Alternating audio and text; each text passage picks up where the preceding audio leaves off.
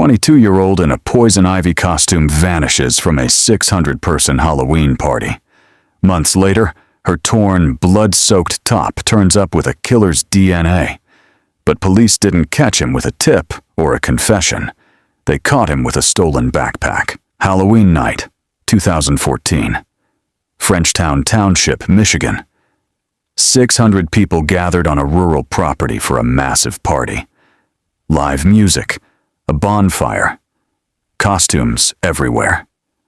22-year-old Chelsea Brooke arrived in a poison ivy outfit, black pants, leaf-covered top, purple wig.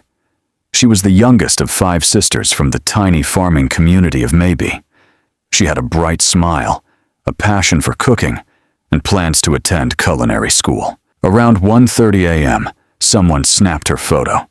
She was smiling, holding a bottle. Nobody knew that image would become her last. Chelsea left her phone in a friend's car because her costume had no pockets. When she wanted a ride home, she had no way to call. Her friend Rebecca went to retrieve the phone, telling Chelsea to wait. Rebecca returned less than 2 minutes later. Chelsea was gone. Not a few feet away. Gone. The crowd was enormous, many in masks. It seemed logical that she had found another ride. But as the party ended and the bonfire died, Chelsea's bedroom remained empty. Her family felt the first wave of dread. Police were called the next morning. Detectives arrived to find a chaotic scene. Empty bottles, cold fire pits, and hundreds of fragmented witness accounts. The property sat on dark, winding rural roads. Chelsea's home was 8 miles away. Walking was impossible. Someone had given her a ride. But who? Over the following weeks, helicopters, drones, and canine units searched miles of farmland. Hundreds of volunteers joined. A composite sketch of a man seen leaving with Chelsea was released. False leads emerged. 2 people fabricated stories and were arrested. The family waited. Chelsea's 23rd birthday passed in silence. Months later, a single red shoe was found in a field near the party. It belonged to Chelsea. Small but real, proof that something had happened in that area. Then, 6 months after her disappearance, spring 2015 brought 2 discoveries. On April 6th, searchers found Chelsea's poison ivy top in an industrial area 15 miles away. The costume was torn, straps ripped, fabric forcibly separated. Not accidental damage. And on that fabric was Chelsea's blood and an unknown man's DNA. The case shifted from missing person to homicide. 18 days later, on April 24th, 2015, a property owner named John Marcon was moving dirt near old railroad tracks in Ash Township. He looked to his left and saw something beneath branches and debris. Human remains. They had been exposed to an entire Michigan winter. No grave, no marker. Dental records confirmed the worst. Chelsea Brooke. The medical examiner found blunt force trauma to the head, a fractured nose and jaw, a broken eye socket, 2 teeth knocked out. This was not an accident. This was murder.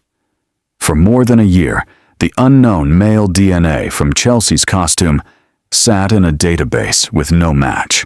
Investigators chased over 1,000 tips, conducted 800 interviews, executed 34 search warrants. 50 agencies helped. Nothing broke. Chelsea's family held on to hope while the person responsible walked free. He watched the news coverage. He heard her name every day.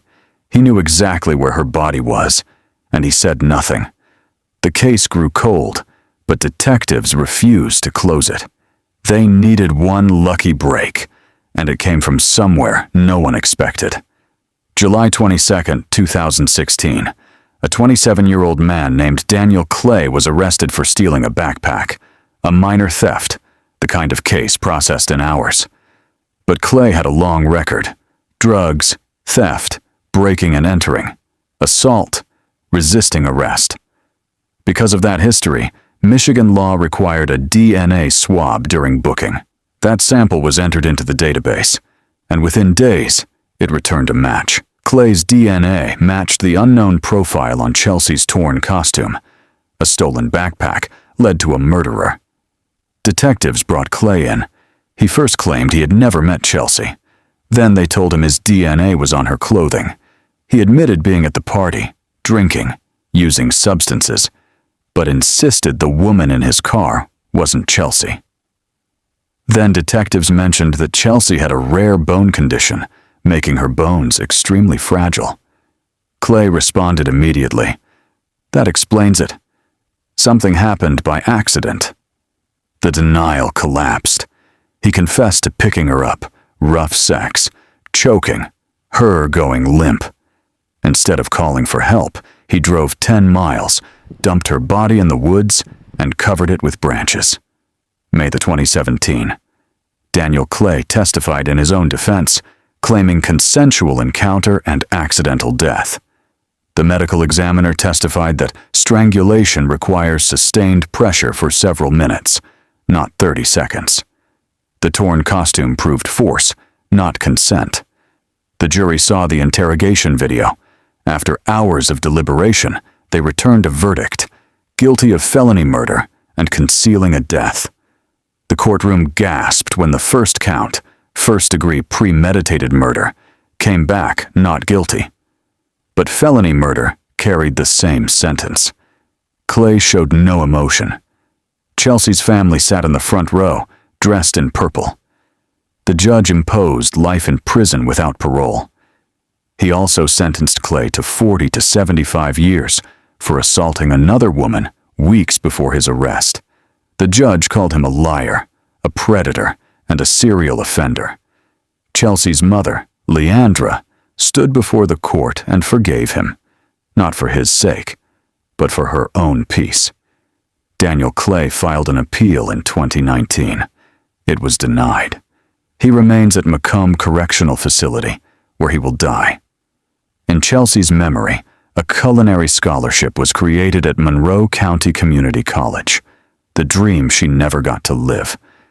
Rest easy, Chelsea.